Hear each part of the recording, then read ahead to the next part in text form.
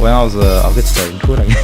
I was a convert, and you know, I think like reading your book, I came into Islam. I didn't really know anything about anything really. I mean, you just get pulled apart to all sides like a tennis ball in a bouncing across a net between like all the different movements and sects and groups within Islam. But our brother Rafael, he was a Shia. Mashallah, well. Like that book. I mean, yeah, but the book just, man, like it's just one of the most important pieces of writing in the English language about Islam today. So to have you on and what book are you talking about?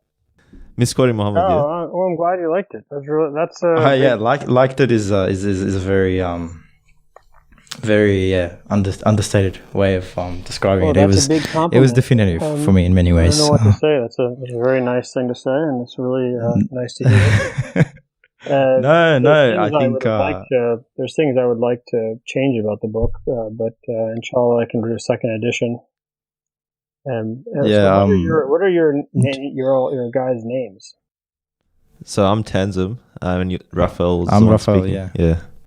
I'm Tanzim and Raphael. Just think of the tennis player. Oh yeah, Rafael Nadal. Yeah. So you guys are in what city? Sydney, Australia. Yeah. Okay, cool. Well, one day inshallah I'll be able to visit. I hope someday. Inshallah. Whereabouts are you, by the way? My friend, he's in one of the MSAs here, and he was telling me he was trying to arrange you, but you know, it didn't work out and stuff. I don't know if you was it Rashwani.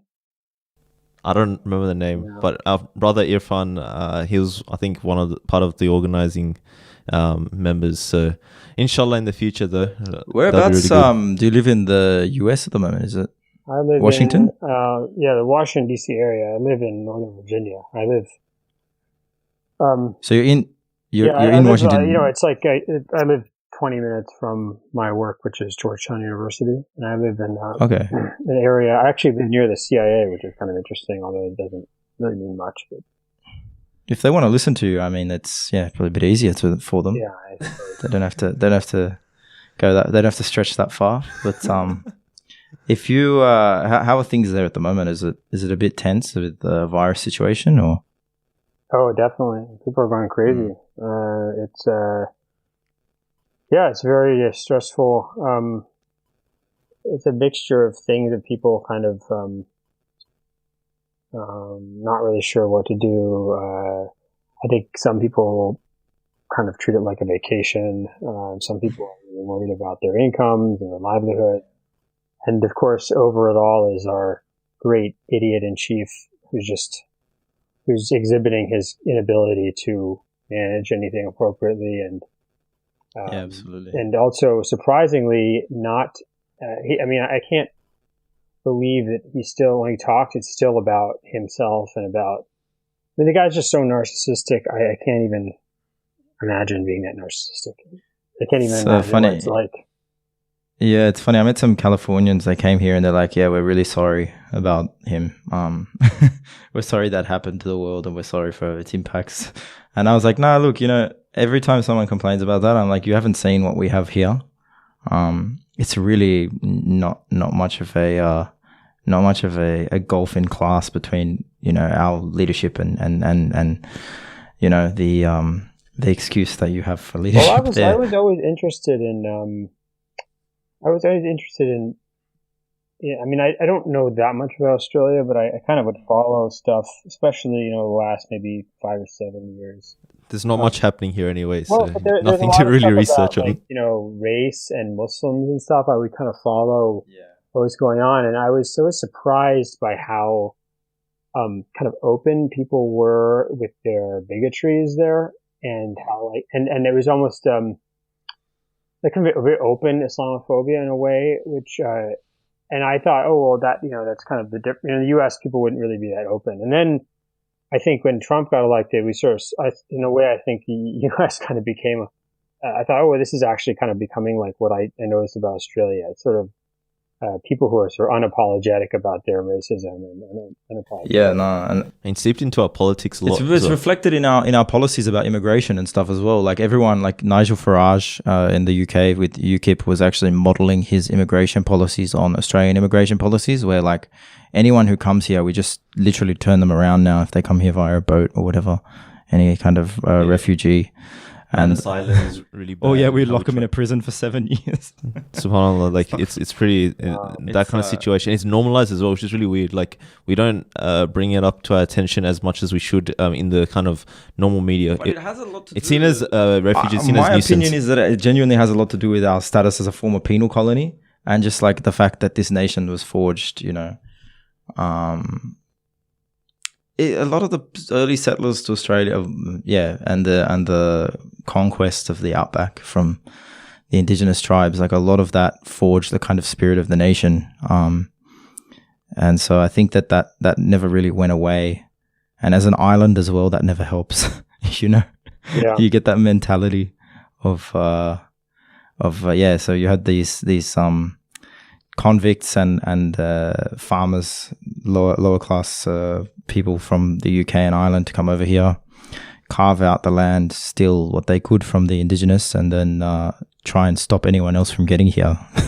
It's so weird because, like, you know, in the media here, it's like, you know, they see refugees as nuisance and boat people, but that's literally how the Europeans came here. Like the exact same. If you actually see the videos of the olden days, bro, it's literally like the exact same way how like the Europeans came. We know to Australia. that, but I mean, it's more just the fact that they won, so they get to set the confines and the parameters of everything, you know, and that's what they're doing. I forget the name. It was maybe 2007 movie.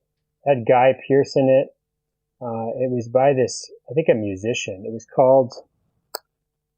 It was a crazy movie. It had Guy Pearce. It was really violent. And it was about this... Death-defying acts? Yeah, is that it? And it's like this brother, and he's trying to hunt down his other brother, and his brother's this convict. And do you remember that? No, I don't think I've heard a bit about it, but I don't think... Oh, you must have... It's insane. And actually, a lot of it... I'll look it up for you guys. A lot of it is about this notion of... pacifying the land, and this guy, just look up Guy Pearce. There's one, I think it's the guy who's in Roy Winston. Is that the actor's name? Mm-hmm. So he's in it, and he plays this kind of this colonial officer, this British colonial officer who's like trying to pacify and kind of tame this land. And where is this? Hang on. Filmography. Oh, that's not the right Guy Pearce. Anyway, I'll try and find it. But he's oh boy, it's a super violent movie, but it's really interesting. It's about just like kind of this one guy is out as an outlaw. I think sort of personifies this sort of wildness of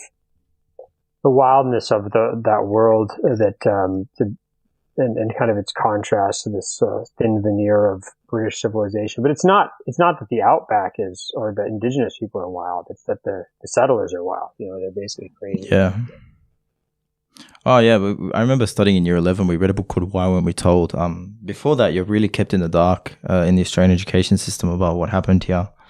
And yeah, we studied this book, Why Weren't We Told, about the genocide that occurred. And it just completely, like, I'm sure it's the same thing in America. Like, I remember we used to joke in first year history about this American textbook that we found about how the Native Americans invited the Europeans onto the land and made treaties with them across the country and used to trade with them. And that was pretty much, that was the end of that section on how America was, how America came to be forged in terms of what it is today. And its relationship with the indigenous people there. And in many ways, you can draw parallels between American society and Australian society, I think, in the way we deal with it and stuff as well.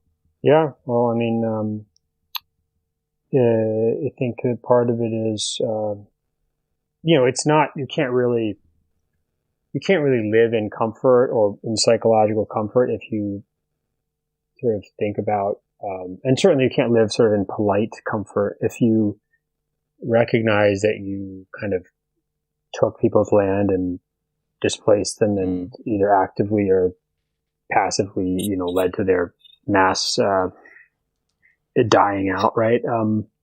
So I think in order to live, you have to just throw it on the carpet or come up with some myth about it, and then when someone comes and tries to bring it to your attention, that no one wants to hear it, and they want to call those people crazy, or they want to call them gadflies or something. But if people don't come to terms with those things, they don't. They're just ignoring reality, and eventually they'll pay the price. I think in their cognitive dissonance, and the society will carry with it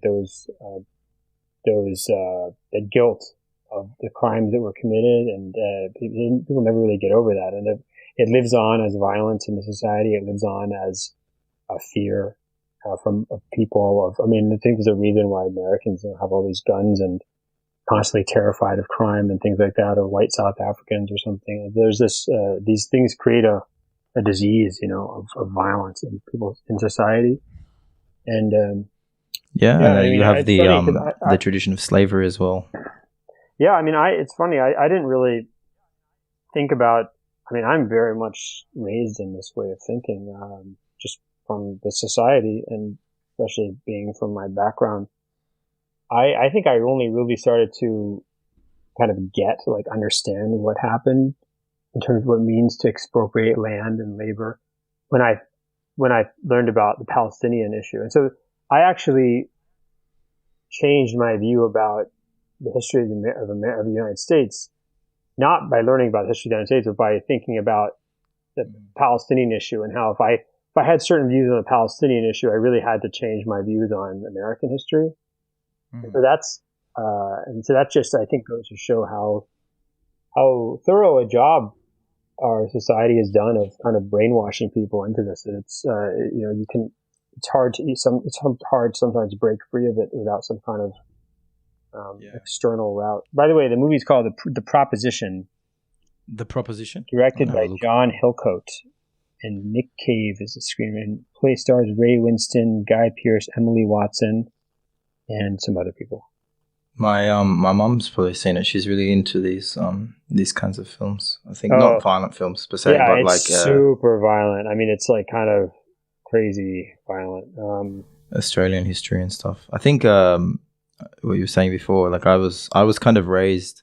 My parents kind of grew up during the late 60s and early 70s, where when like the Great Social Revolution across the Anglophone countries sort of took place, and you had the hippie movement and so forth, and so they were like very left wing. What in America you would describe as liberal.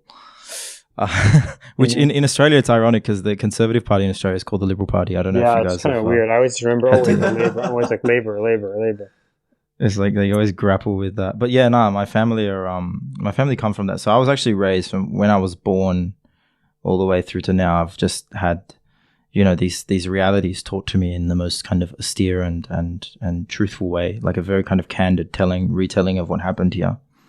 And I actually confronted the kind of dominant and sort of prevailing ideas about Australian history when I went to school, and when I encountered it amongst my peers and some of my friends and their families. I was shocked, completely shocked to see what. Do you guys like Amr Rahman?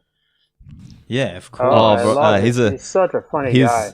Oh yeah, we're big fans. I think especially because he's Melbourne based. Anyone in Australia that had a sort of attachment to Deen and were Muslim, and also not even just amongst Muslims, but amongst like the lefty kind of crowd as well. He's a big figure amongst them. He's like a legend, yeah, and he kind of disappears as well. So he's really mysterious. Yeah. So we're like that kind of adds to the aura. If you're in touch with him, Dr. Jonathan Brown, I've been talking to him quite a bit, but he hasn't been coming on. I know he's probably busy and all that, but gonna get him. Give him a kind word or two about us. Have you interacted with him a lot? Yeah, I met him in Istanbul, and I actually drove like an hour to meet him, which for me, and when I'm in Istanbul, I don't leave the house. I just stay inside the house I live in, and I don't leave because I can't stand traffic. So but for him, I drove. It was an hour both ways, and it's very hard in Istanbul. From what I hear, I was really happy. I'm a huge fan. I thought he was really. First of all, I think his comedy is hysterical, and I play actually for my students sometimes, and then I also learned a lot about. I learned something about Australia, which I didn't know. I learned it. I went one night. I just sort of binged watched all the clips I could find of his, and there was this thing about the like Cronulla riots, right? I had no idea what these were, but I watched all these. It was so. And he talked about how there was some people with like a sign saying like "No hummus," you know, and he was just, and he was so happy. He's so happy whenever he meets, you know, Australians who are smoking pot because they're not drinking. And he's like, that's the best. He's like, I don't mind Australians smoking pot. And then it was another thing I learned about this show called like the Hey It's Saturday show or something. Yeah. And they had this like blackface skit or something. And anyway, it was really interesting to learn like all this stuff that I had no idea. No, it's interesting. I think at the end of the day, for me, like we have universal healthcare here and no guns, so I think it's like it's safer for wasn't there some massacre in like the late 1990s or something? Yeah, there was a really bad one, but I mean, and that was our Conservative Party. And John Howard was in power, so he was staunch Conservative, and he just said, you know what, no more guns, and we accepted it. I think the no matter how many massacres America has, it won't, you know, precipitate it's stunning. It's really change. Stunning, you know, and you know, it's pretty depressing. You know, can you imagine what it's like? I don't know what the situation is in America, but like, you know, in the Sunnah, it's like Rasul Sallallahu and companions would be carrying around a sword. So I don't know if they use that dalil to justify having guns in America. Would you say that's the Muslim American gun lobby? Yeah. I think that it's honestly, I mean, my insight is no better than yours, I guess. But I mean, it's like people watch too many movies. They have this idea of, you know, the cowboy and kind of self-sufficiency and stuff. But no, who wants to live like that? I mean, imagine living in a world where, you know, people are always shooting each other. They're just like random people just coming up and shooting people. And that's horrible. Nobody wants to live like that. I mean, I'd rather live with no gun and, you know, no one wanting to shoot me and just kind of go about my business. Absolutely. And then there's another, I know another very nice Muslim Australian guy, Mohammed Zaoud. Do you know that Mohammed Zaoud? Name rings a bell. Yeah, he's a really cool guy. I met him in Doha. He works there. He's got a lot of good outings there. Does he run a podcast as well? I can't remember. He does, I think. He actually runs a couple of podcasts. Toledo, I think. Yes, exactly. Toledo. Yeah, okay. Yeah, I know of him. Yeah, I'm familiar with him. I went to Toledo recently in Spain. Nice. It was I just got back from Andalusia. That was an incredible experience as well. I met like a lot of the converts there. Really? The conversos. Yeah. Converts to Islam. That's very interesting. Yeah, there's a huge population of them in Granada. They have their own masjid there. It's pretty much a masjid run by converts. But it's interesting the dynamic too between their community and the Moroccan migrant community. But Spain. I'm sure you know you've been there. Last time I went to Spain, I wasn't Muslim. Oh, really? I drank a lot of sherry. I drank a lot of sherry. That was the last summer before I became Muslim. Have you been to Italy? Yes, I've been to Italy. Been all over. Do you like Italy? Like, I went to Italy a couple of times. I think the most recent time was about 10 years ago, and I went to Rome with my friend Asad. We had a good time. And then before that, my family and I went to Italy, and I think I was 12 years old, and we drove through the entire country and through Sicily. Did you go to the south? And it was, we took a ferry from Genoa to Sicily, to Palermo, and then we drove all around Sicily, and we crossed the Boot, and we went all the way up the Boot of Italy, all the way to Venice, and then beyond to Milan.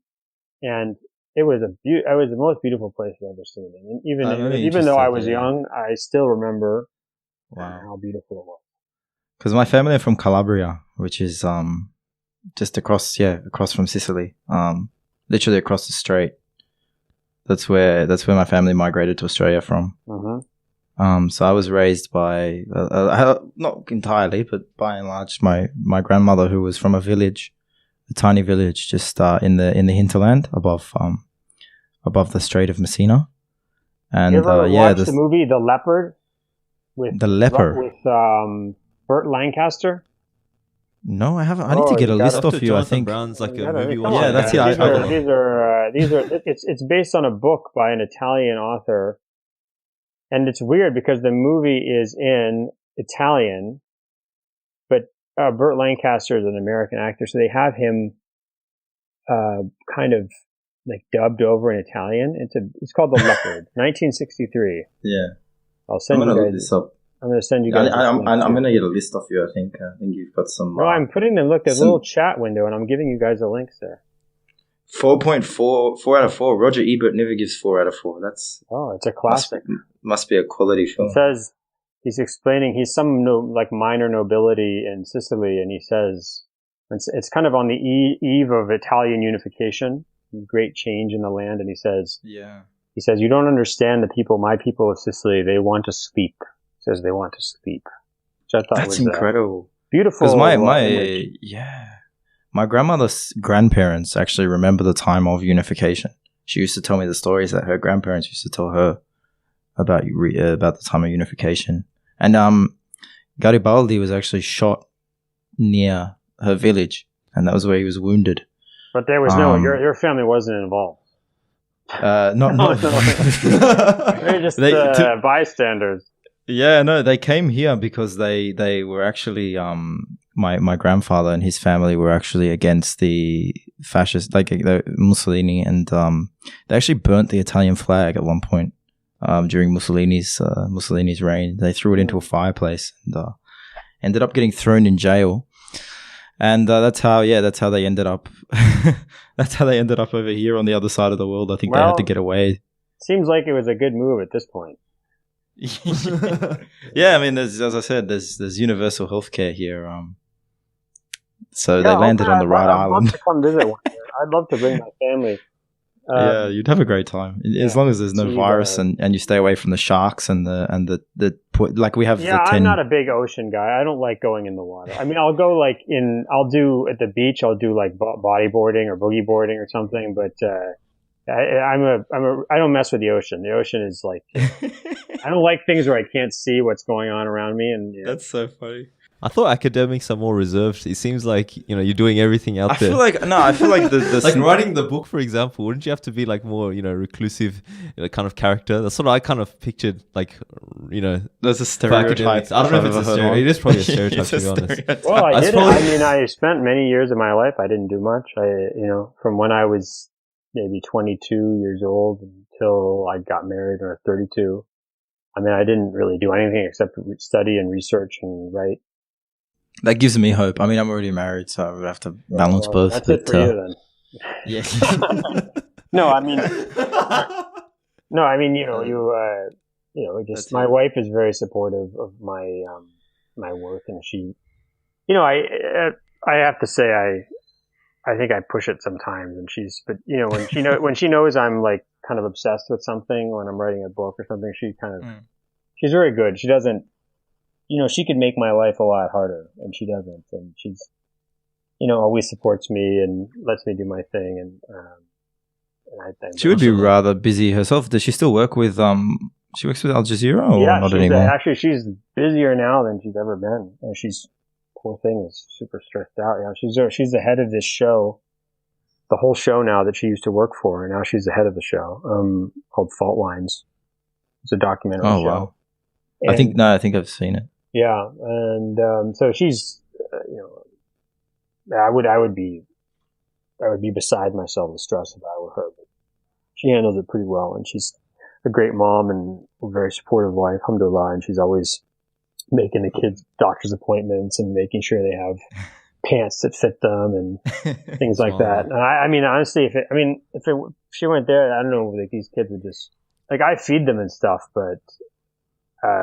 It's never planned really well. So, no, I think that's yeah.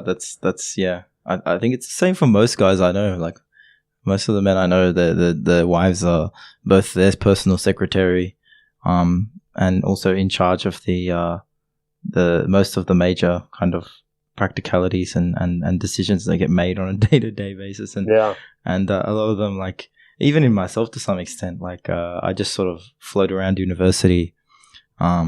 Do a bit of work and then come home and everything's kind of organized for me around that. I So don't I actually do pull much. my weight. I mean, I pull my weight. Like I cook probably most of the meals. I do most of the It's a team dishes. effort. It's a team effort. Yeah. I do all the laundry. I fold all the laundry. I clean a lot of stuff. You know, all major like household tasks I take care of and stuff. But my wife is the one who like mentally organizes stuff. Like, Keeps you know, we together. need to Yeah, do I this think thing.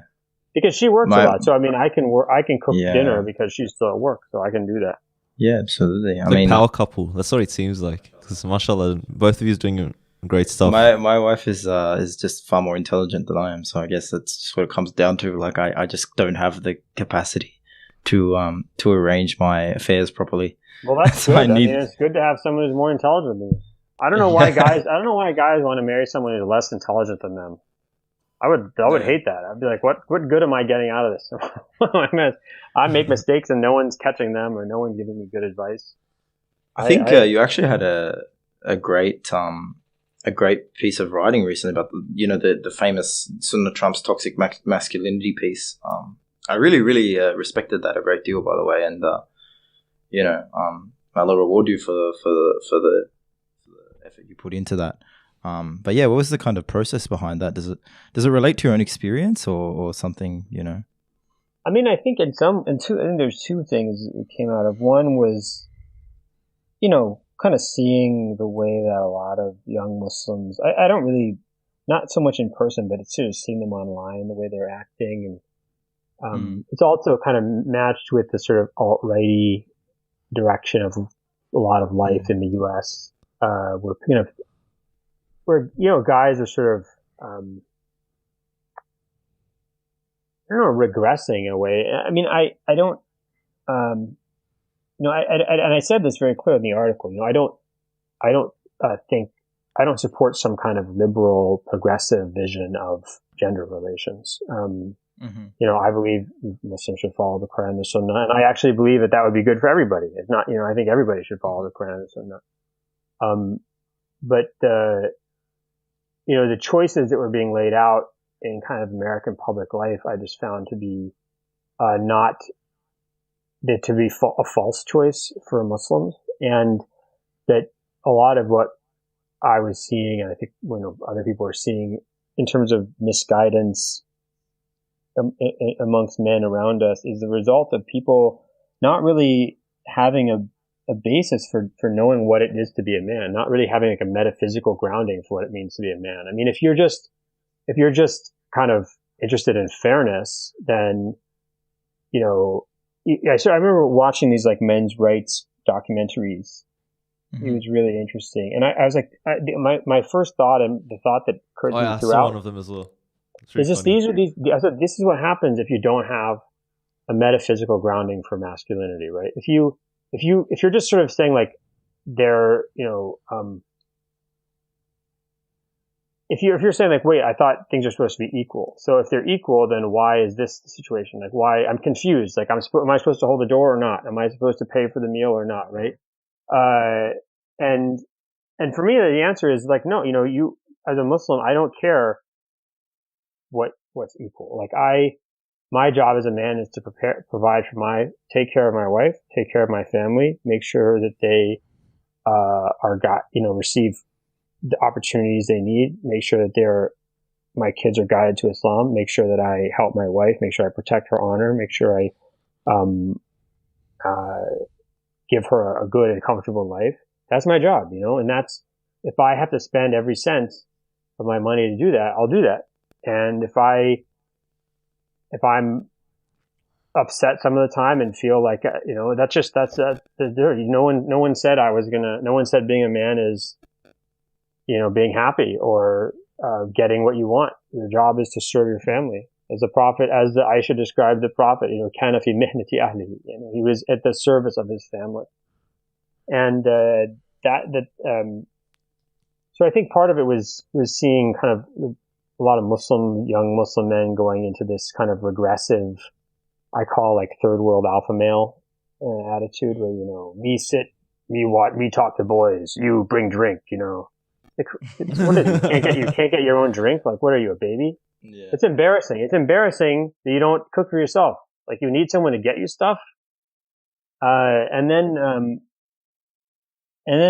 I guess, just like seeing the way that there's sort of false choice being presented, either this sort of like progressive, that's what I was neutered male, or this like regressive alpha male, and that's not the Sunnah of the Prophet. The Sunnah of the Prophet. Don't you feel it's very reactionary? The kind of alt-right male men's rights attitude spreading amongst the Muslim youth in particular is something that is reactionary to the kind of what they perceive as a progressive trend. Or even like just feminism is batil, I've got to fight this, and I understand. I mean, it is. I think it is reactionary, but I don't think it's.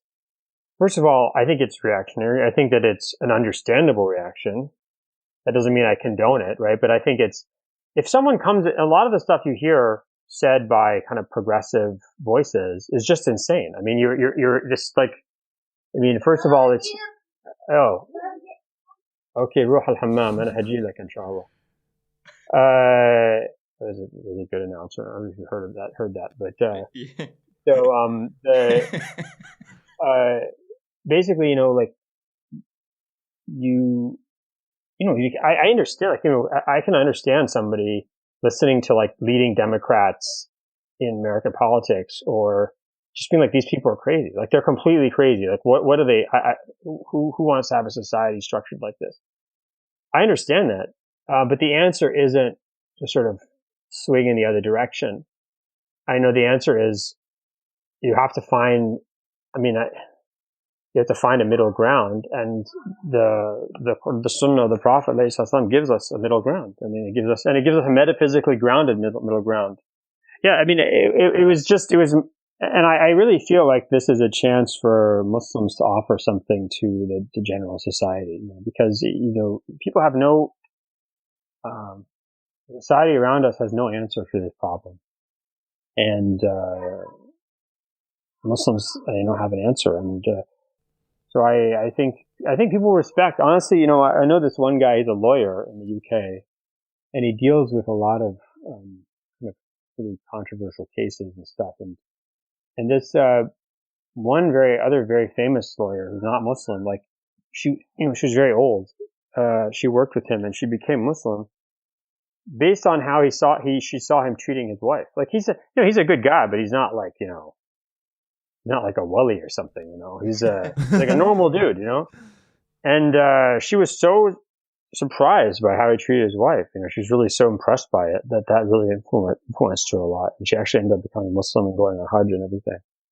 And like that, I think Muslims spend so much time crapping on themselves and criticizing themselves that they don't see how Muslim etiquette, even bad online Muslim etiquette, is actually better than a lot of other people in the world.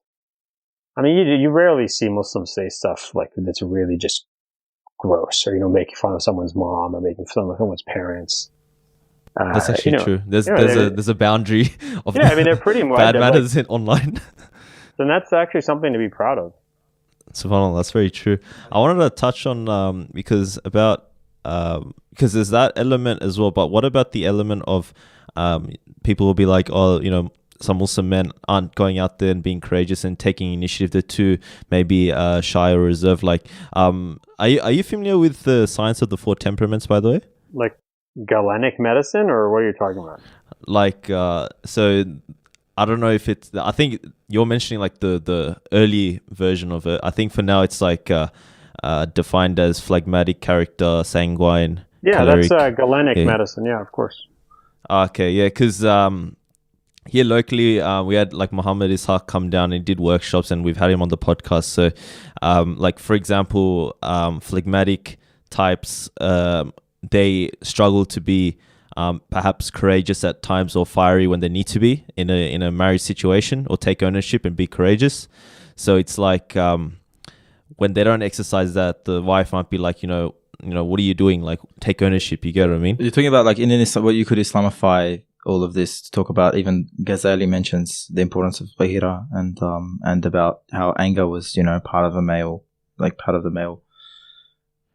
being, exercising because it's important but controlled. in terms of protection. When you need to do it, you need to do it. You know what I mean? But some, that would be the main objection to kind of. And I think that's where the alpha male sort of personas come along. They take advantage. They see that they're not being a man in that sense. So it's like, no, you have to be the fiery kind of type. But then it goes to an extreme as well, I guess. Yeah, I mean, I don't know what. I mean, it's not just Muslim guys. I worry that. I mean, there's one kind of the stereotype of like the kind of Desi mama's boy stereotype where they kind of expect their mom to get them a wife and everything, and that they deserve everything, and the little princes.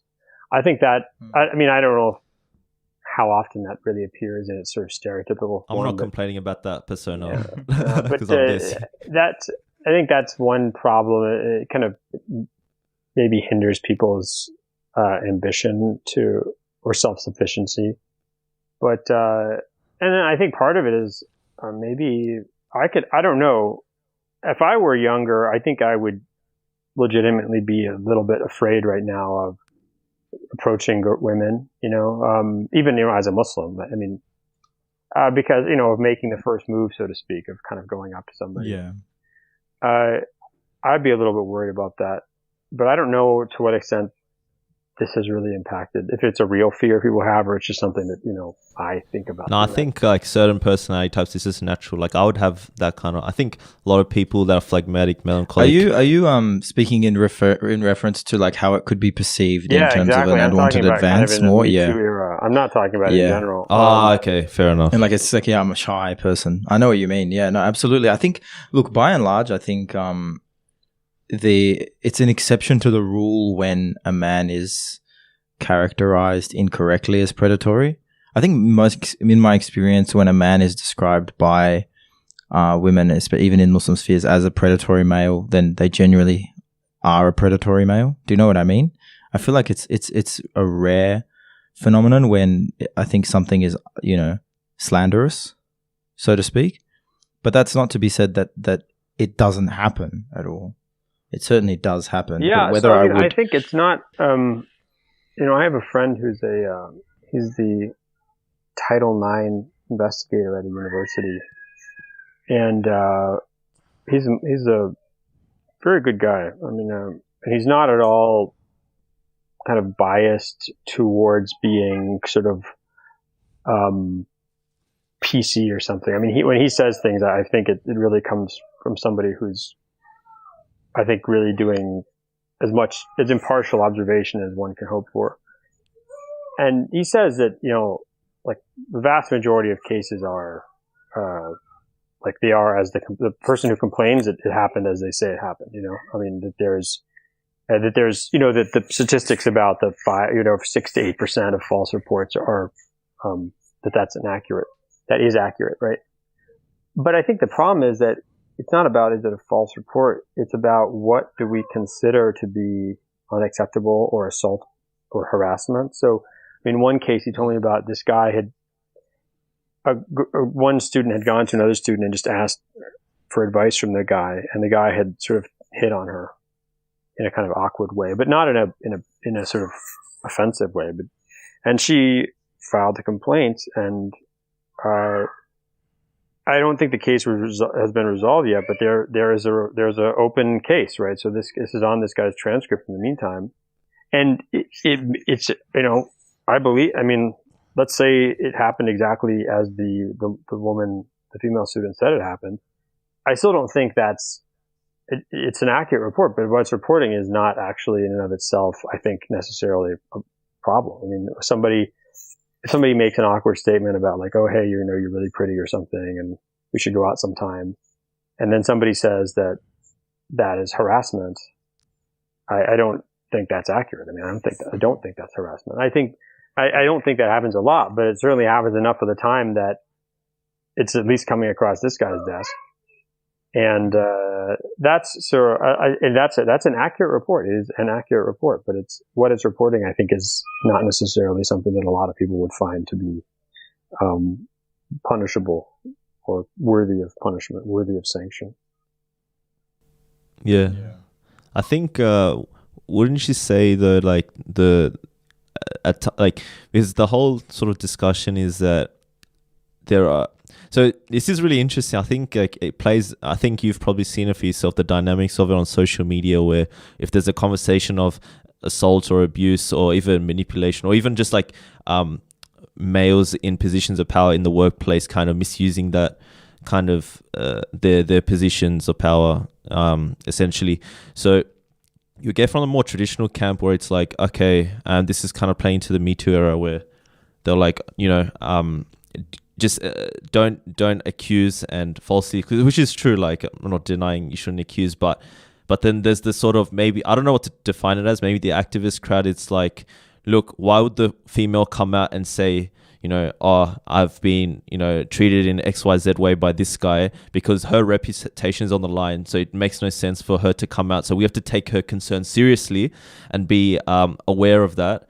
But then at the same time, it's like the religious, maybe traditional camp will be like, no, but we don't want to accuse the guy because, what if he's wrong and the Sharia stipulates XYZ. So it's better to err on the side of the caution. So that kind of like divide as well, which is like... We were speaking to Dr. Shadi last week, and he actually brought up the case of Imam Zaid Shakir being embroiled in a kind of controversy surrounding his statement of the traditional position, and also just the value that we have in our society of innocent until proven guilty. And I remember he was cancelled for that.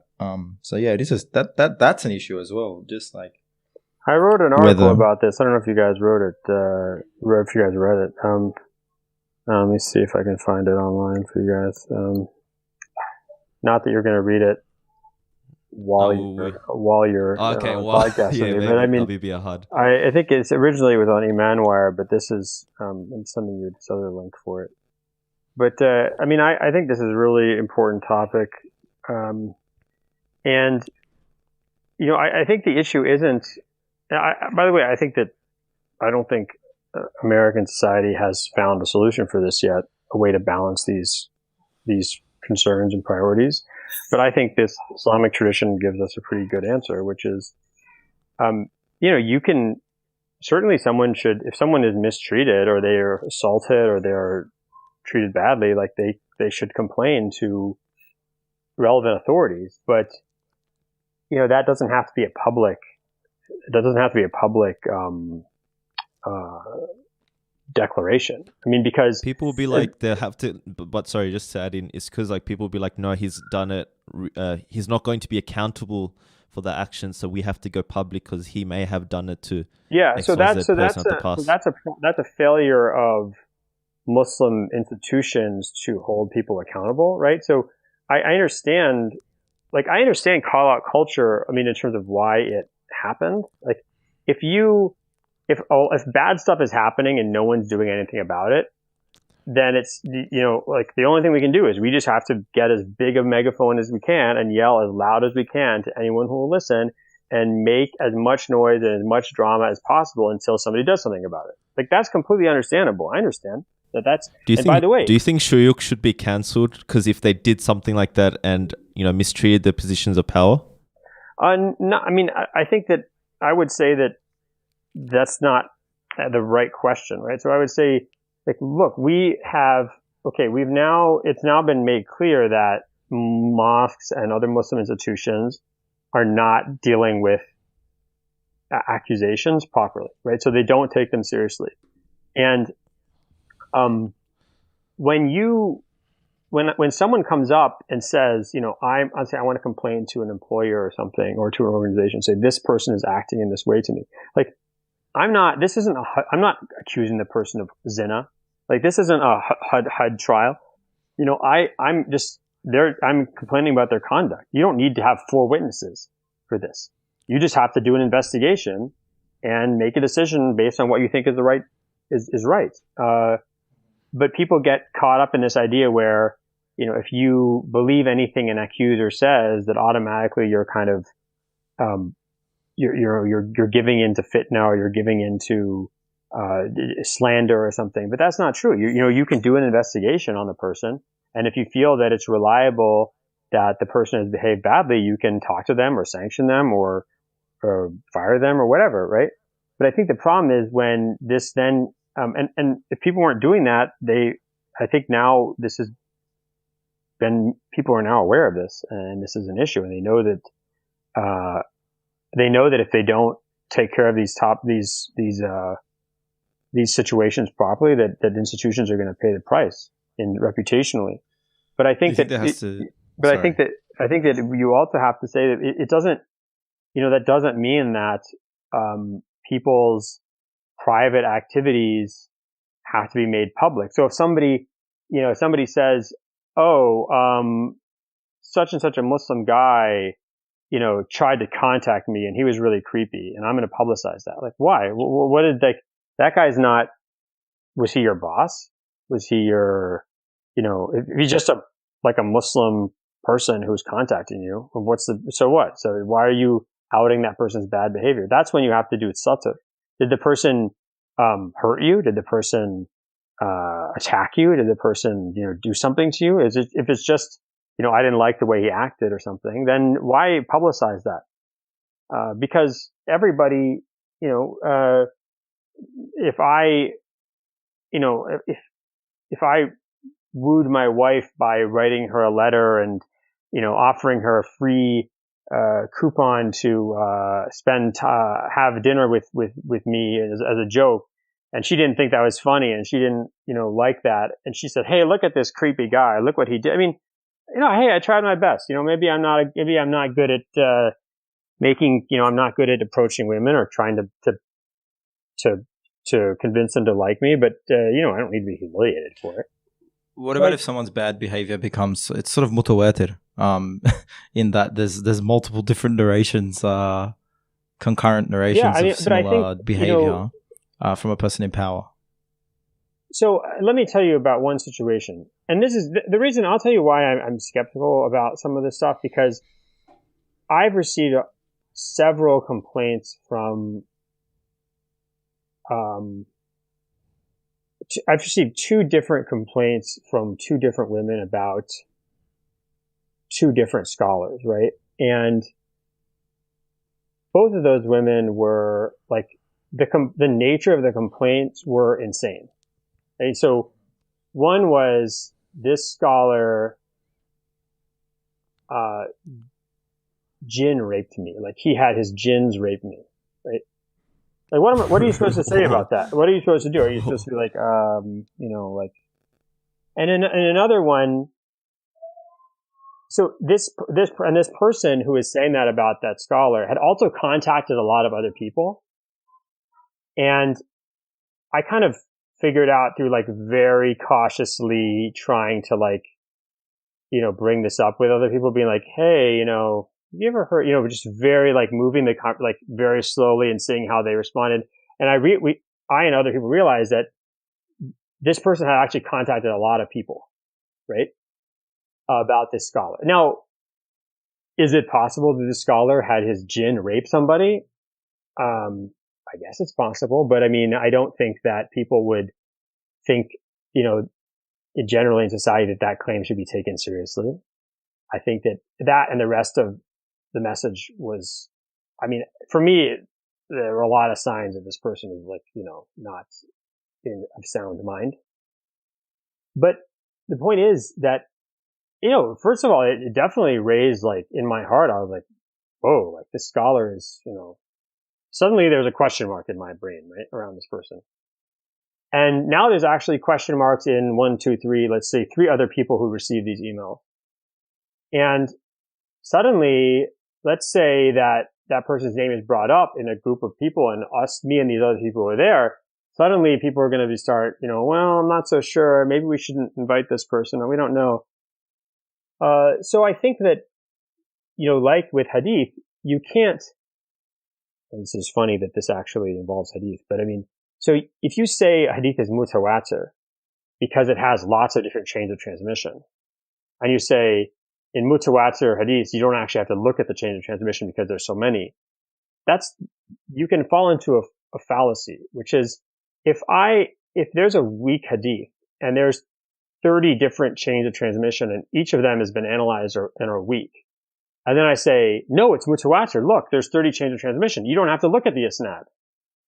So that's you've actually, there's a false conclusion there, right? Which is that you've This is a circular argument. You don't know that something is mutawatir unless you can actually know the nature of the change of transmission, because the change of transmission, like in this case, might actually all go back to one person who is themselves not reliable, right? So I agree with you in the sense that sometimes there's a lot of rumors around people and those rumors are true. But I think sometimes the rumors are false. And the issue is, to what extent are you going to try your best to protect people against false accusations? And the Islamic tradition has always taken seriously that if somebody wants to make a claim about somebody doing wrong or about being liable or about having caused injury, that the person making the claim has to present evidence. And in the absence of such evidence, the person who's being claimed against is considered innocent. They simply have to swear an oath that they're innocent. Yes, Hashim, إيش بدك؟ أنا مشغول الآن, okay? مش عارف والله. تحت. So that's I think the main problem is that I've, in my own experience, have seen situations where like question marks were created around people where that was not that process shouldn't have occurred. That result shouldn't have occurred. Yeah. No, so, I completely I think understand. Like, look, there's lots of ways that people have already thought of dealing with this, and I'm not the one who came up with them at all. Like, for example, let's say you're on campus and there's a person who, one woman files a complaint about a guy, right? That basically complaints are held in escrow until, then let's say a year later, another woman files a complaint about that guy. So then that will actually,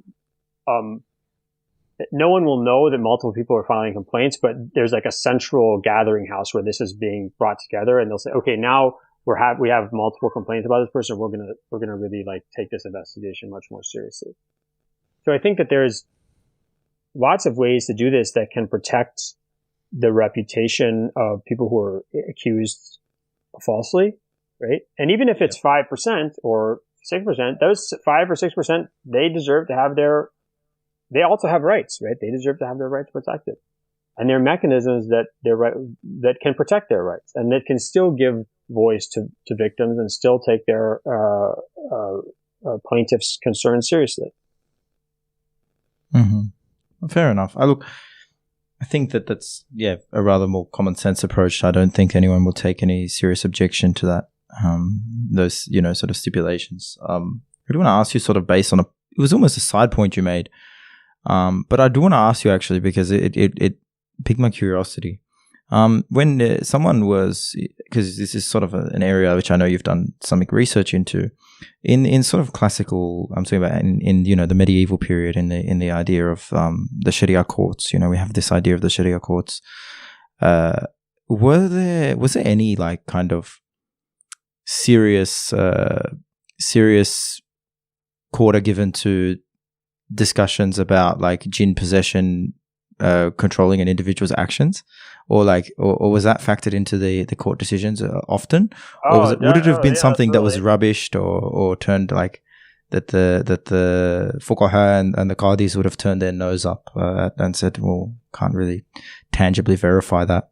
No, that's actually really, I want to actually write an article about this, because it's fascinating. And just generally about the kind of the miracles in the law. Mm-hmm. So the general rule is that if you, basically, kharq al-'ada la hujjata lahu, right? So something that breaks the normal rules of reality, the normal way the world works, doesn't have evidence, doesn't have evidentiary proof. So it's entirely possible, like, for example, that, I'm headed to class or my students head to class, and then God miraculously transports that student to Mecca, and the student prays there, and then miraculously transports the student back, but the student is 5 minutes late. Right? So that if you're, an Ash'ari or even just a general Sunni overall, I'm not sure about Shia Muslims, but, like, I actually don't have any grounds for disbelieving the claim, because God could do that. Well, who am I to say that God couldn't do that?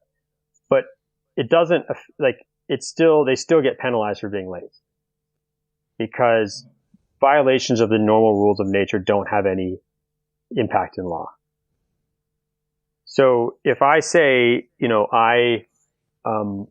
I was possessed by a jinn and that's why I did something,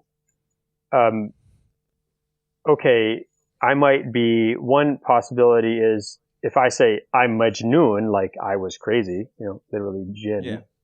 Jinn. Then we know from the Prophet that the Prophet said, rufi al-qalam an thalath, right? So, what is it? من النائم حتى يستيقظ والصغير حتى يكبر I'm forgetting the third one, which is basically afflicted, the one who's afflicted until they recover, afflicted with mental illness. So I might not be accountable, like God might not punish me, or might not be criminally liable. So for example, if I murdered somebody, then maybe I wouldn't be executed. But I'm still liable for the damages I caused. So if you're a child or an adult who's crazy, if they crash into something and break someone's car, break someone's foot, like they're still liable for the damage that are caused. It doesn't matter if they're crazy or not. They or their representatives are liable for the damage that's caused. So, in general, the general rule is that miracles don't have evidentiary weight. And I've found some really interesting instances of this in Islamic history. So sometimes you find cases where, like, someone does listen to, like, a miracle will affect a court decision, but it's pretty rare. Where you do see it, and this is, I think, why people get confused, is it, especially with like adultery and stuff. A woman say, like, I didn't do zina. I was impregnated by my jinn husband, right? So this, and then the judge is like, okay, well then you didn't commit zina.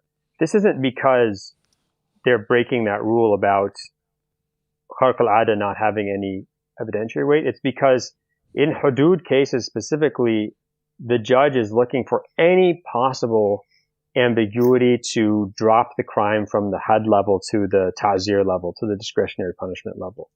So if somebody comes and says, I don't know, I was miraculously transported, I don't know how I got into this bed with these 5 different, Swedish, underwear models. Like, I was at home praying, and, suddenly I was miraculously transported here and my clothes are gone. I don't know what happened.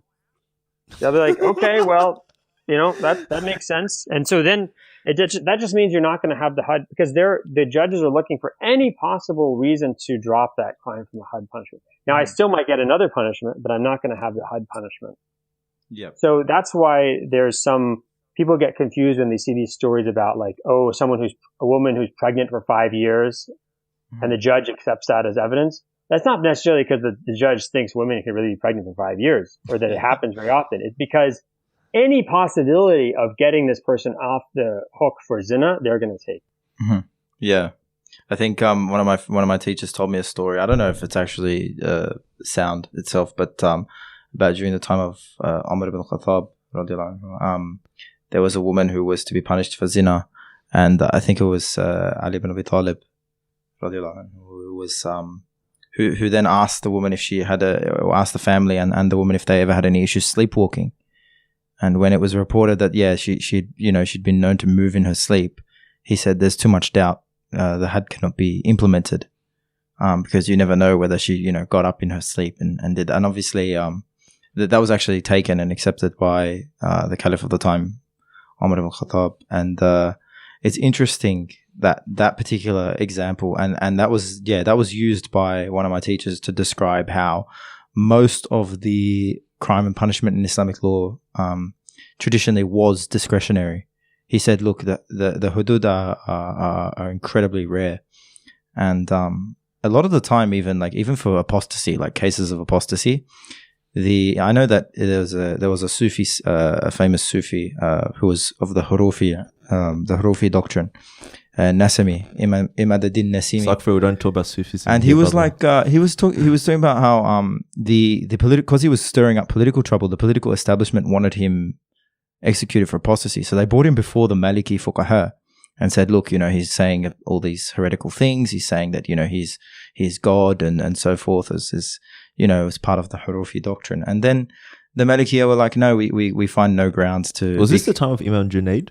I think it was after the time of Imam Junaid. I think this was probably the 12th and 13th century in the Roman and like the Western dates. So because there was a guy who did get executed for saying blasphemy. What's his name? This is the thing. Al-Halaj. Halaj. But that's the same thing as well. So a lot of with Nasimi, I know the case better for Nasimi because I actually did a bit more research on it. The Maliki Fuqaha refused to condemn him for being Al-Halaj? Nasimi for being a heretic. They said that, there's too much doubt. This is a language of the Sufis, etc., and they explained it that way. And so the Amir just executed him anyway.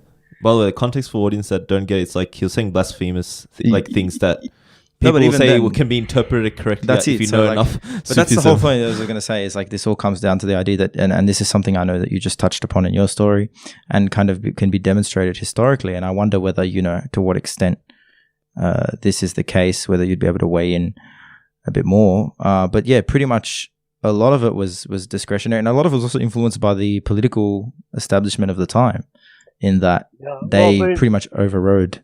Yeah, definitely. I mean, politics is certainly a big deal, especially on cases that are kind of political or have a kind of intersect with the state or state concerns.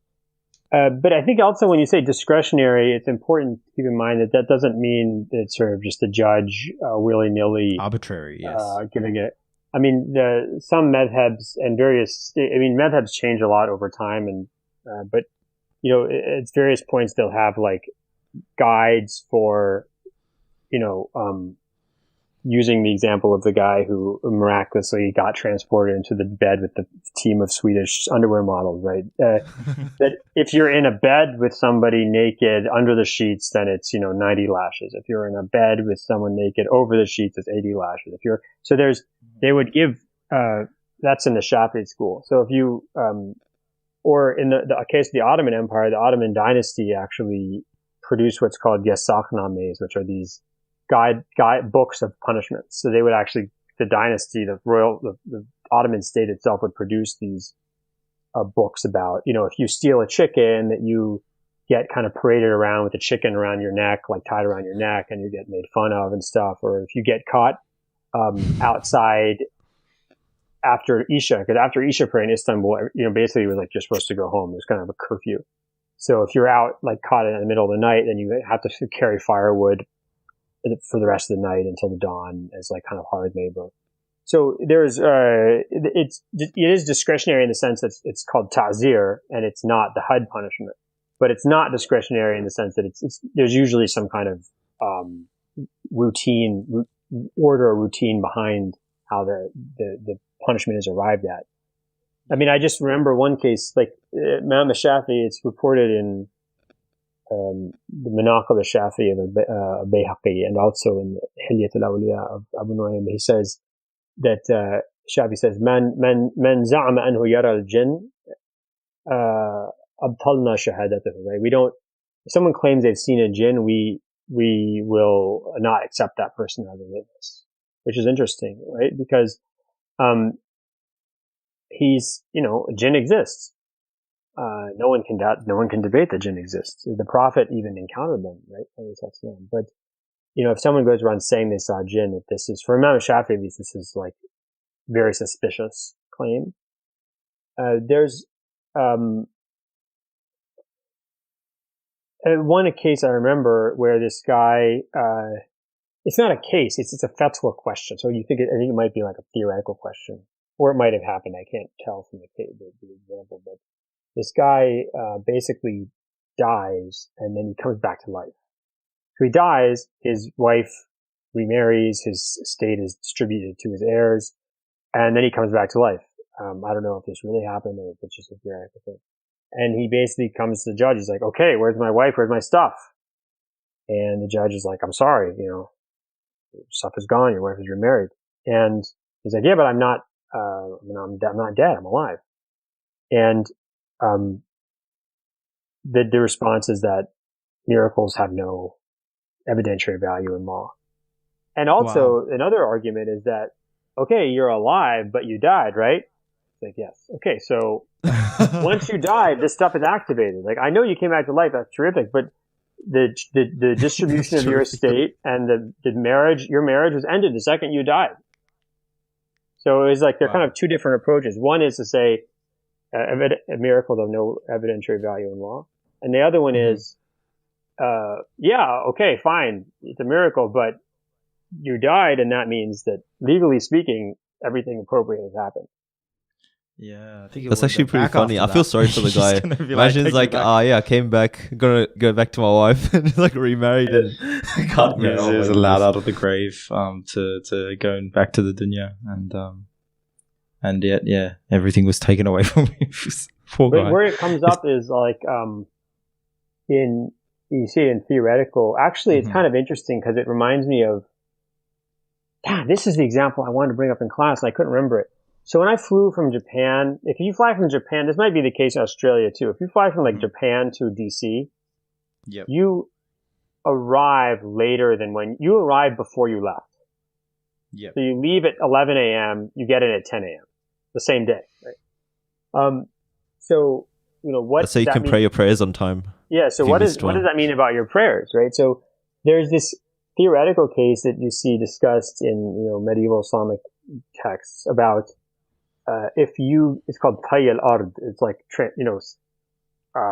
teleportation, right? So if a guy is teleported from here to, Australia, let's say I pray, okay, not Australia. Let's say I'm teleported an hour like to California, right? So if I pray Asr here and then I get teleported to California and then Asr happens there, do I have to pray Asr again or did I already pray Asr? Right. So one argument is like, no, you already prayed Asr and you fulfilled your obligation. And the other one is, no, the obligation of Asr occurs when the sun is at a certain point. And whenever the sun is at that point, it doesn't matter if you've done it before, you have to pray your prayer again. So they sometimes talk about these miracles as a way of like, coming up with hypotheticals to talk about what really governs legal decisions in a certain case. And I was wondering if that would be useful for the person flying from, flying in a certain direction. That's it's something that's really interesting as well if you go back the other way. So if you go from California to Australia, this comedian was talking about it actually. A Finnish comedian was talking about how he went from I think it was the West Coast to New Zealand, or maybe it was the East Coast to New Zealand, and how he actually lost the whole day. Mm-hmm. So he left on the 10th and arrived on the 12th. So he didn't live the 11th, and he was joking about that. He was talking about how like if what happens if someone called me on the 11th, like what would my phone say? Like, sorry, this guy doesn't exist today. Call back tomorrow. And it was like he was saying about if the police ever questioned him, it was like, where were you on the 11th of April? And he would have to say, I was nowhere. It's amazing though how, and there was also another example of that about how I think during the time of Abu Hanifa and his students, someone asked, what if a bird picked you up and flew you around the Kaaba 7 times? Like carried you around the Kaaba 7 times, would that count as tawaf, right? And they had that discussion, and now there's helicopters with the Saudi royal family circulating the Kaaba. How yeah. But I mean, what they're saying, I mean, you have to, people kind of sometimes make fun of those questions that they're asking back then. But the reason they're asking the question is they're trying to figure out what is really when you're doing tawaf, what is the thing that makes a tawaf valid? Is it you moving around the Kaaba? Okay. Is it you moving on the ground around the Kaaba? Where around the Kaaba? In the air, on the ground? Do you have to be moving by yourself, by your own motion? Can you be pushed? Okay. Can you be pushed above ground? So they're using this as a way to like feel out the edges of the legal principle that really should govern. Constitutes tawaf, yeah. Or like feel like where are the intersections? Where does one thing turn into another thing? Mm-hmm. I mean, there was one case I remember, it's actually in Sahih Bukhari, where it's a chapter title, and it's a woman who, it's interesting. It's a woman who says, everyone says she's reliable, and she says, I had my period 3 times in 1 month. And I can't remember. Oh, I think it's because of like the idda, right? Or so it's like the idda. So she's like, look, I had my 3 period. I had thalathat quru. I had 3 menstrual cycles in 1 month. And one judge, I think this is very early. I think it's almost at the time of the 6 companions and successors. The famous judge of Kufa, Shurayh. He says, okay, like she says it, we're going to believe her. So this is actually kind of going against that idea that, and this is the early period, so you still don't have like really kind of concrete formulation of legal rules yet. So he's kind of, okay, I'm going to believe her. But another successor, I think it was Atta bin Abi Rabah, who died 114 Hijri. He says, I'm trying to remember, I hope I don't get this wrong. He says it should be based on the ada. Like, what is the normal way in which this woman menstruates, or what is the normal way in which women menstruate in that community? And that's like what we're going to judge on. We're not going to judge on what she says, because what she says is incredible. It sort of breaks the normal rules of ada. Kharq al-ada, literally, it's kharq al-ada. So that was an interesting case where 2 different judges take 2 different opinions, or have 2 different rulings. I think it's not just important to delve into these things as you have for the perspective of helping Muslims kind of not only deal with the kind of practical concerns, and there are a lot of ulama, alhamdulillah, these days who are involved in that as well, but also the issue of polemics by detractors and racists against the Islamic tradition. One of them that I've encountered recently is that there is no kind of punishment or discussion about rape in Islam, and in Islamic law, that's utter horseradish. Yeah, that's what I've heard many times from kind of anti-Muslim thinkers and even like ex-Muslim speakers. They often bring that up. But that's nonsense. I mean, if you see in the article I sent you, I linked it to you. I mean, first of all, the Prophet ﷺ talks about it. The companions talk about it. Every madhab talks about it. And I think the thing people don't understand is and actually sometimes Muslims make this mistake too, like some weird, Afghan village or something will make this mistake. No offense to Afghanistan, but sometimes you hear about this, like, oh, the Taliban don't do this. And I'm like, oh, well, I don't really know what their argument is, but there's a difference between the thing where you need 4 witnesses isn't, if someone gets raped, they don't need 4 witnesses. No. What you need 4 witnesses is if you are a third party accusing other people of doing zina. Mm-hmm. Right? So the thing where you need 4 witnesses, I am accusing, Ahmed and Sara of zina. Now I need 4 witnesses. If I say I got raped, that I don't need 4 witnesses. That's because I'm saying I was assaulted. This is a jinaya. This is like a criminal offense, an assault on me, and an injury to my body. I don't need 4 witnesses. Yep. Depending on the school of law, I either need 2 witnesses, or I need 1 witness and circumstantial evidence, or I need just enormous amount of circumstantial evidence. But I'm not guilty of slandering this person, of doing qadhf, because I'm not the person making a claim about other parties. I'm making a claim about something that happened to me. Mm-hmm. And so people don't understand that when you talk about witness in an Islamic court, witness is not the person making the claim. Witnesses are people who are brought in as third parties to testify about something. Mm-hmm. People say, non-Muslims can't be witnesses in Muslim court against Muslims. But I mean, even if we take that as the case, which is self-debated, but if that doesn't mean that a Christian or a Jew or a Zoroastrian can't come into court and be like, this Muslim did something to me, because they're not the witness. They're the plaintiff. It's really different. Wait, is he dropped out? No, can you guys hear me? Yeah. We can hear you now. Hello. Yeah, I'm here. I'm just sorry. waiting for you guys to talk. I thought you were still praying to God. You're still going. Yeah. No, that's it. I thought that because look, oftentimes when we're doing these podcasts, especially remotely, you can't actually read someone's body language to know whether they're just taking a pause in terms of their. Sometimes it drops out. It's like so we thought it dropped out. Or it's just like a paragraph. Go between talking nonstop and then just being quiet, which is intonation. Yeah. I'd like to. So when I do that, that's why I try to give a prompt. I'll be like, so. What are you, it's just easier because, it's really, you take it for granted when you're actually in the physical presence of someone because then you can actually tell when they're about to speak. People open their mouths and they stretch their body out. If you're Italian like me, you start to like wave your hands up and down, like you start to get the hands ready. Why don't you do a video podcast? Yeah, that's a potential thing in the works. Let's do a small donate to boys. In relation to what you said, I read recently that in the Maliki Madhab, that if say you accuse was the names Ahmad and Sarah for the bit of consistency continuity here, say you Jonathan accuse them of zina, right? And so Sarah in this hypothetical situation gets pregnant as well, and she's not married, and then what happens is she says, no, I was actually forced by him. Mm-hmm. So there's 4 witnesses, she gets pregnant, and then she accuses him of being forced.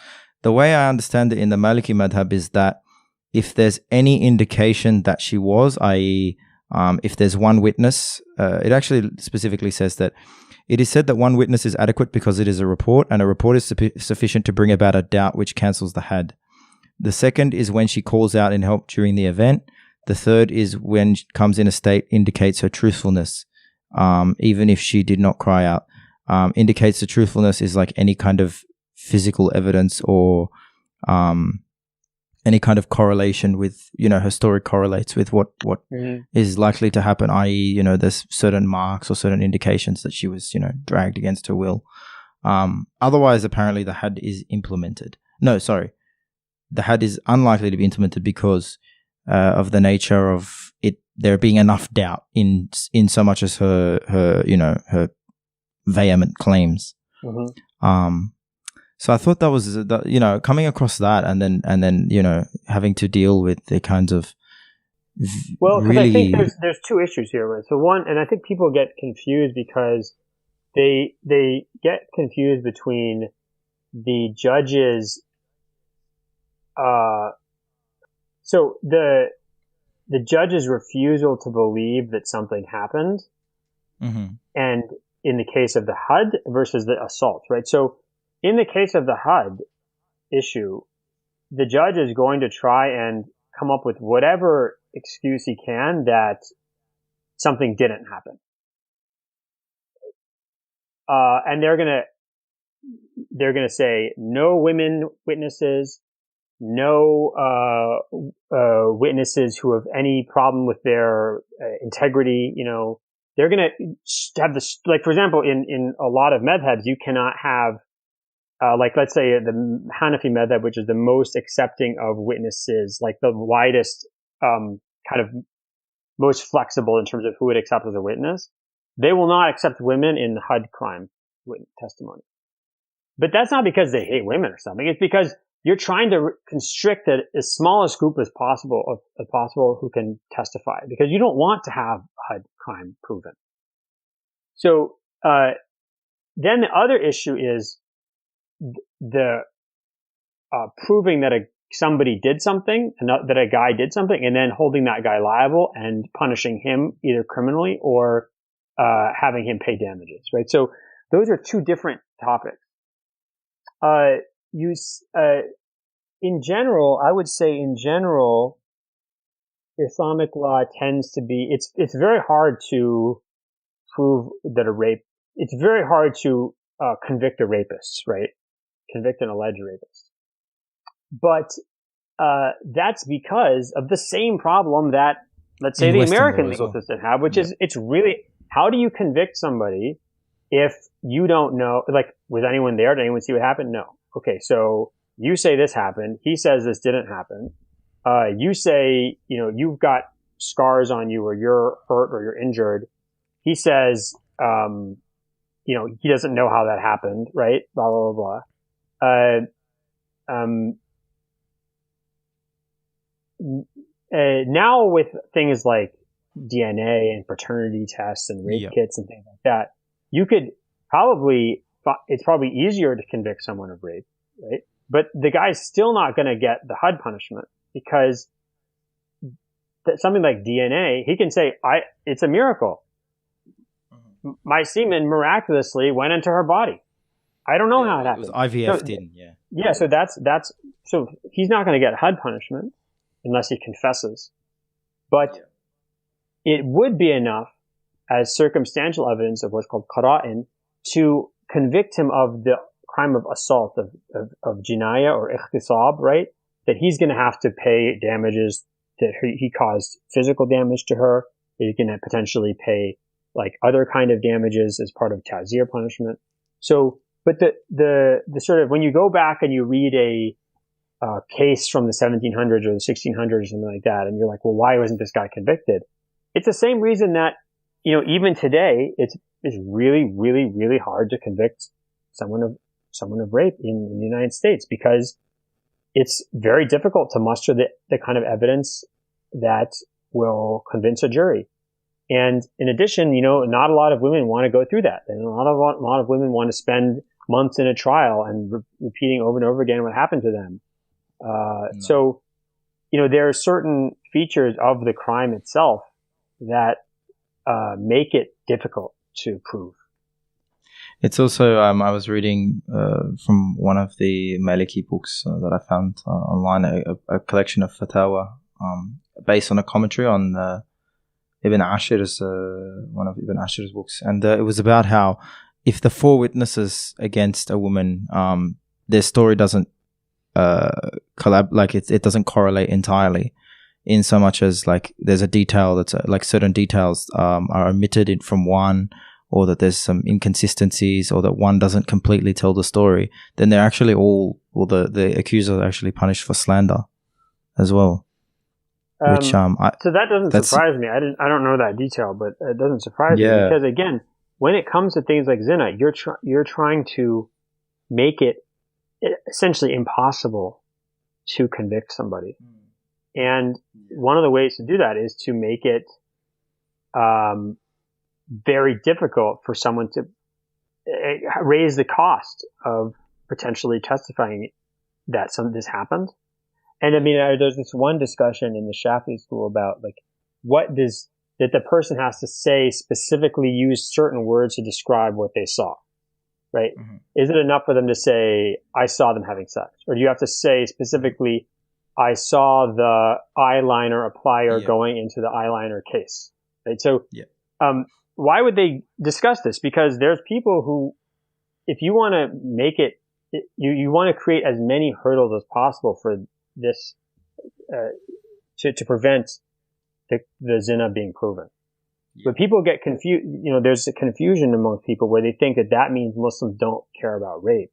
That's not true. This is about adultery and accusations by third parties about adultery. This is not accusation of a person saying they were raped. That's a totally different situation. That's a situation of jinaya or assault. If the guy confesses and said, yeah, I did it, then he's going to be punished for zina as well, because he's confessed to zina. But if he doesn't confess, he can still be proven guilty and be punished and have to pay compensation, all sorts of things like that, without ever being convicted of zina, because what he's been convicted of is a physical assault on the woman's body. Mm-hmm. I think another sort of natural consequence of these discussions is the relevance of had today in the modern world, and the implementation of the hudud by the modern nation state, examples of which we sort of see in countries like Pakistan. We had a blasphemy case there that was very notable. In Saudi Arabia, to my knowledge, there are many hudud punishments carried out. So how do you assess those? I don't think there's that many hudud punishments carried out, and I think maybe not that many. Yeah, I think most of the punishments that are like execution and stuff in Saudi Arabia are essentially political crimes, or murder, or murder, which is it is technically sort of a HUD crime, but it's not really a HUD crime. Like, so most times people get executed in Saudi Arabia, it's murder or political crimes. Mm-hmm. But in Pakistan, there's the Hudud ordinances. Yeah. So I think what you have to, and I was actually talking to my class about this the other day, that, you know, in some ways, when you look at the countries that have Hudud in their books, you know, Iran, Pakistan, Sudan, I'm not sure about now, but used to, you know, or the Taliban or Boko Haram, right?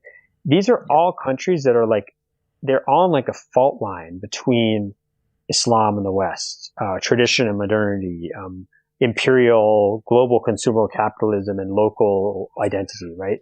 So it's almost as if it's like the front lines of the culture wars in a sense. And just like you get these guys, you know, in the US who are, you know, we need to go back to the time when 1950s when daddy knew best and everybody was good and moral and God fearing and stuff like that. Like there never was that time, right? That was never a time, right? So when you're faced with this sense of change or trauma or imposition, or you're trying to take back control, like, so Islamism, you know, Islamist revolutions like the Iranian Revolution or the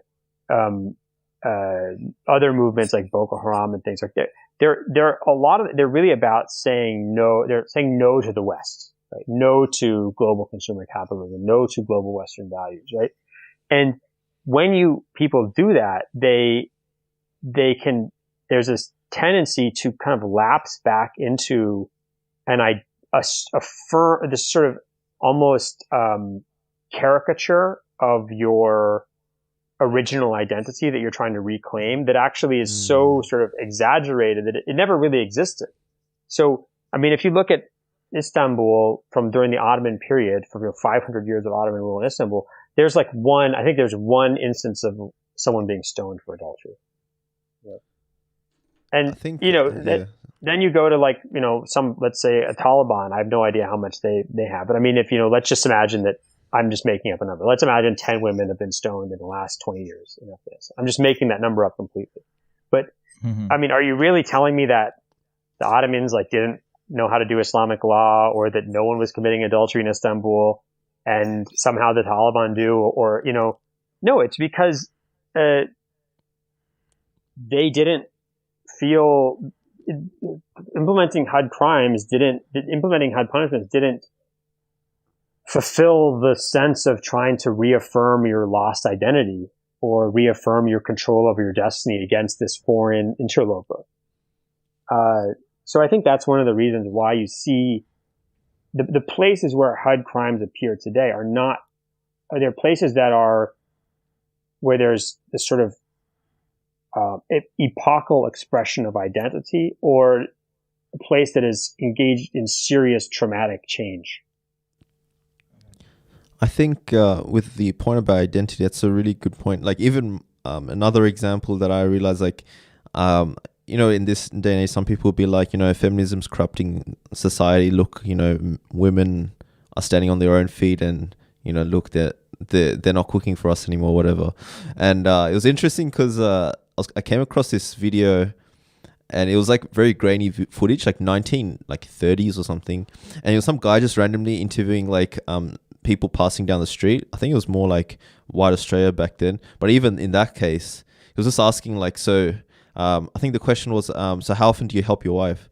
He's like, and then I expected I think everyone kind of expects in this day and age a sort of she should be taking care of all the household chores, and I'm just going to bring the money in. But then it was literally the opposite. It was interesting because she was like, look, when she does a bit of work and things, she's a bit tired, I'll take the care of, I don't know, the cooking and the cleaning and all that. And it was really fascinating because in this day and age, it kind of ties in with the whole identity. You'd think back then it was all very rigid and, I don't know, quote unquote patriarchal. Maybe it could be argued the case that it wasn't. So so that was kind of, it kind of ties into identity. And also with another example would be I think the Hizb, sort of when they propagate Khilafah at times, or they're we're going there. Actually, maybe not every HT member, but I'd say initially, if you have a conversation, it's all about reclaiming the Khilafah in the past. But then you start realizing bit by bit over history how the glorified idea of it's glorified, Khalif, man. Like it was a disaster. It wasn't a disaster, but I mean, like the idea was that there were khulafa who were like many of them were fasiqeen. You see Khilafah more solved, or that kind of like what you see is a lot of these, and this isn't just true for Muslims. This is true for many communities. Is that these expressions and these debates are really kind of foils for projecting our anxieties, our fears about not being in control of our lives, about not being, the real people that we want to be, am I really a Muslim? Do I really believe? Do I really know what is happening in the world? Do I really feel any sense of safety and security, almost like existentially? So I think that the sort of the past becomes a theater for expression of these anxieties. And, I understand, like, if somebody says, I want to have, look, I don't want to, I'm not going to play some sort of pacifist or sort of a quietist part and say that, Muslims should never talk about politics because, the Khilafah was never something real. Like, no, you know what? Muslims understood for a long time that, you can talk all you want and other people can talk all you want, but unless you have a state, unless you have some military and political power, no one's going to listen to you and and you're not going to be safe. And that's a bloody good point. And, absolutely. But sometimes, people tell stories and make myths to help in the facilitation of that idea. I mean, in the case you think of Italian unification, the kind of nationalism and myth of Italy that was spun by people like Garibaldi or Victor. Yeah. Right? So, even though there was no Italy, an idea even to this day that there's like, so I mean, but the Italian language. The myths, when they get enough guns behind them, they become realities. And, like Modi's India, right? So, I think that, it's a tough balancing act. I'm a historian or I'm a scholar, I try to understand the past and understand human society and how things change and how religious or legal tradition functions. I try to understand this in a way that helps answer my questions about my identity and about what I should believe and what I should think. And I hope that my answers help other people. But, I guess I'm very aware that, I don't know how to say this. Not a lot of successful political movements or social movements are based on some scholar who wrote a book about, I don't know, maybe this. It was, I think you touched on like at the beginning, like I think it was roughly at the beginning of your book, misquoted Muhammad Sallallahu. I think you're making that comparison between who speaks for Islam, and you kind of used Egypt as a case study, where you're like, you have the Islamists, and they were quoting, Hadith and Quran, and then when the military came in power, even the Al-Azhar alim, it was like kind of quoting like Islamic rhetoric to justify his positions of why it was the right move, and to even like I guess the lay that was quoting general like hadith. So it's like, and I think you posed the question like, who really speaks for Islam in that sense? So what's your sort of take on that? Like, because we have these kind of factions and groups, and they all claim to sort of speak in behalf of Islam. So how do we kind of discern that sort of these sort of situations? What's important to keep in mind is, as important and as all-consuming a debate as it can be about, like, who should be for example, who should be the American president? Should it be Donald Trump, or should it be Bernie Sanders, or should it be Joe Biden? Right? It's very easy to say that, the way you answer this question shows the totality of your moral commitments and your moral positioning, right? and that somehow our religion should give us a clear answer. But the fact of the matter is that things like politics are actually, it's only a small little sphere of life, right? And it's a sphere of life that actually is not, for which we don't actually find clear answers in the text of the Quran and the Sunnah. Right? So, we should want a just ruler. We should want a just society. But, I mean, if the ruler isn't just, does that mean we rebel? No. Okay, we don't rebel. Okay, well, what do we do? Do we protest? Okay, well, you can protest. How do you, but the point is that, I don't think that there's some clear Islamic answer, that in the Sharia or fiqh that is going to tell us that, Sisi should be in charge or Morsi should be in charge or this, that, and the other, right? I think that when you're talking about those issues, you're just talking about different proposals for what would represent the best interests for life in that polity. And that's an issue of nuance and an issue of comparison. It's not a black and white issue. And, so I think that there is no, one of the reasons I don't like the kind of neo-traditionalist political quietism is that it tries to shut down those discussions in the name of avoiding fitna or in the name of, not causing instability or chaos. The fitna's already here, though, isn't it? Yeah, but I mean, that's the problem. Like, so what you're saying is, everyone else in the world gets to have discussions about what they think would be best politics for their tax law or their defense spending or their family law or whatever. Like, they get to have discussions about how tax money gets spent, right? Or who's going to be the best ruler or how do we make decisions. But Muslims don't get to have those discussions because it's going to cause chaos. That's ridiculous. Like, it's creating an insanely artificially low ceiling for what expectations Muslims have of their governments. And Muslims should be allowed to have these discussions. And, there might not be a clear, quote unquote, Islamic answer for what government is best or what policy is best. But, it doesn't mean you can't debate them based on other arguments of what's best in best interests or most productive or,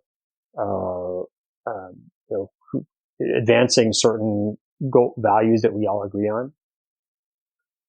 Guys, unfortunately, I gotta go because, we've been talking for a while, which is nice. I've really enjoyed talking to you all, by the way, but I gotta go because I gotta go deal with dinner time. Okay. That is an incredibly important responsibility. Any off chance that we can continue recording after dinner? Probably not, considering that there's been a lot of calls to my phone while I've been on the phone with you, and it's at a certain point I'm gonna have to respond to those calls. It's absolutely fine. Thank you so much for your time. It's interesting. So we had like a whole list of questions and we touched on none of them. Went like straight off. We had this natural kind of flow where we discussed some interesting, topics. I'm happy to talk another day. You can, and apparently we're not going to have school for the rest of eternity. So, if you ever want to do another discussion, just send me an email. Look, I'm pretty easygoing. If you want to discuss something, I have no problem. It's fine. We'll talk. Awesome. It was honestly a great pleasure my time or whenever. It's no to get a bit of your time, and then I really enjoyed. I want to ask one quick thing though, because I noticed you shared our Boys in the Cave episode with Yasser Morsi and Mort. Oh, yes. What's your thoughts on that episode? Because that was really interesting. Because I felt that Yasser Morsi doesn't get the time of day amongst maybe American traditionalist kind of Muslims. So it was really interesting where you shared it. So what did you make of that episode in general? Was that the one about white supremacy? Yeah. No, it's really interesting. I don't know why would I not share? I mean, that's look, I think it's fascinating. I mean, I think I think it's it's something that I need to be aware of.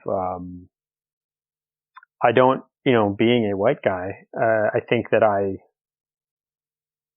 look, I'll be honest, I don't like this I don't like the whole, white people are evil all the time stuff. I'm like, come on, people, Yeah, like there's this thing. He doesn't say that the type like Yasser, he's not like, that's not his objective. No, that's not. So I mean, he's an intellectual, right? That's real thought thinking. But there's this sort of thing of like, some people say like white Muslims can't be real Muslims, and you're like, what the hell are you talking I've heard that before. I've heard. Or white Muslims are all pretty evil. Heavy. They're all like white Muslims can't suffer Islamophobia.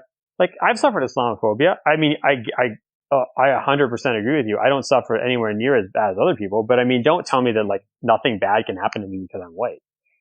So I think that there's kind of there's kind of like an extreme to it, but I think that there's also a lot of how white supremacy and whiteness and norms and work that I never understood, that I was never aware of, that I've learned a lot about from. I actually recommend check out Yassir's book, Radical Skin, Moderate Mass. It's a very good read, but it is more geared towards our current climate, like in Australia, because he kind of deals with. I don't know if you're familiar with that book. I think this stuff is always useful. I mean, if anything, I think as we discussed earlier, I think the U.S. and Australia are, you can have similar conversations. But just the other day, I was like, we went into this Thai restaurant. There's this Thai food restaurant near our house we were big fans of. We like the food a lot, but it's very small. And we went and I was like, we're never going to get a table. So my wife and I were in the car. We had our kids in the back, and I ordered so I was like, okay, just go in and give our order, and then I'll come back. I'll drop you off at home. I'll come back and pick it up. My wife goes in. She comes out like a few minutes later. She's really upset. And I'm like, what happened? She's like, oh, they were so rude to me. They wouldn't talk to me. I tried to put an order in. They said it was going to take too long to even cook, and I shouldn't even bother.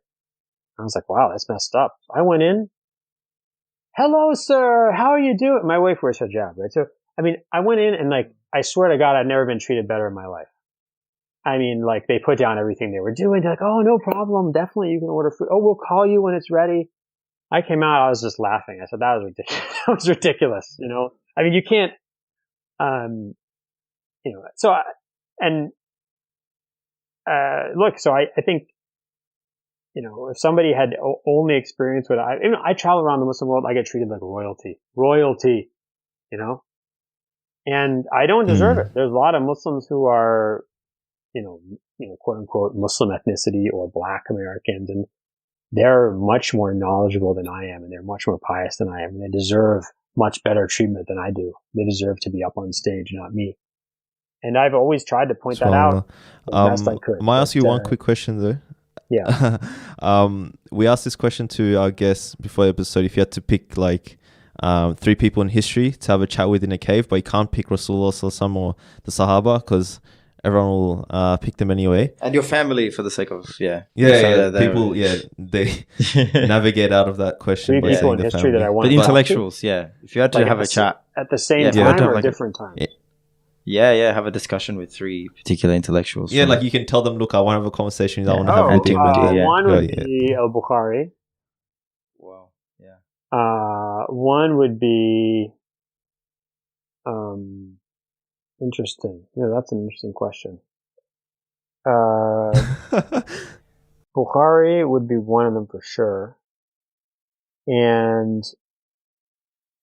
I think also, that's a really good question. Some people answer in 3 seconds. I've had guests in the past that made me pause for like 15 minutes and give a response. I don't know. It's very Bukhari would be one. I mean, 1 is fine, but you're asking 3. That's tough. Imam Ahmad? I mean, I think that fine, but I think I would probably get the same from Bukhari. I mean, I think I would. Yeah. That would be achieved by talking to Bukhari. I think Ibn Taymiyyah. I'd really like to talk to. Very interesting. I think Alexander the Great. I'd like to talk to Alexander the Great. Fair enough. And I would like to talk to. Bukhari was Persian as well, so I'll have a good chat. Well, Alexander he's. You probably knew about Alexander the Great very well. I'm sure. Sogdian. So he would be speaking, and I think I made this mistake in a book one of my first book I wrote, but Bukhara at his time, they were speaking Sogdian, which was it's an Iranian language, but it's gone now. It's not mutually intelligible with Persian. So his native language would have been like Sogdian. Muslim, it's like Muslim was a Persian speaker, but Bukhari was Sogdian speaker. So I said Alexander the Great, Bukhari, and I gotta say the Duke of Wellington. Wow. That was an unexpected one. I just think it's like, he fascinates me. He's just such, like, I don't know what it would be like to be that big a badass and still be like working. Yeah, that's huge. And I mean, I don't even know, like, he campaigned in India. I'm not saying I approve everything Duke of Wellington did, et cetera, but I'm just saying, like, I find it really interesting to be, to do so much badassery. And then you're like, I'm going to go into politics. And then you're like sitting on the, like, who's going to debate that guy, Who's going to be like, you know what, Duke of Wellington, you're full of it. You don't know what you're talking about. That would be, I think it would be interesting to talk to somebody who had experienced what he experienced. He's finished Napoleon's career, mate. I have a feeling he would say, really candidly, he'd say, to be honest, I have no idea how I did any of it. I just got lucky. I just got really lucky. But anyway, I guess we'll never know unless we get the time machine, the TARDIS. Let's hit the TARDIS. Anyway, thank you so much. Okay, guys, listen. If you ever want to do this again, just call me. Send me a message. You have my contact info, and I'm happy to talk more. You can ask me more questions. Just a quick idea, we want to talk about Hamza Yusuf, Sheikh bin Bay's politics, to how you navigate politically speaking in this day and age, to just the idea of colonization in the past and now, and how that's shaped the way we looked at tradition, or even the idea of, is our fiqh that we follow now backward, or sort of not backward, maybe outdated, and if we need a new path. There's so much. So you guys just want to talk about just some small issues. What do you guys? Those are huge issues, man. Those are like 100 years of discussion. So send me a message. Send me a message. We'll make an appointment and we'll talk. All right, sounds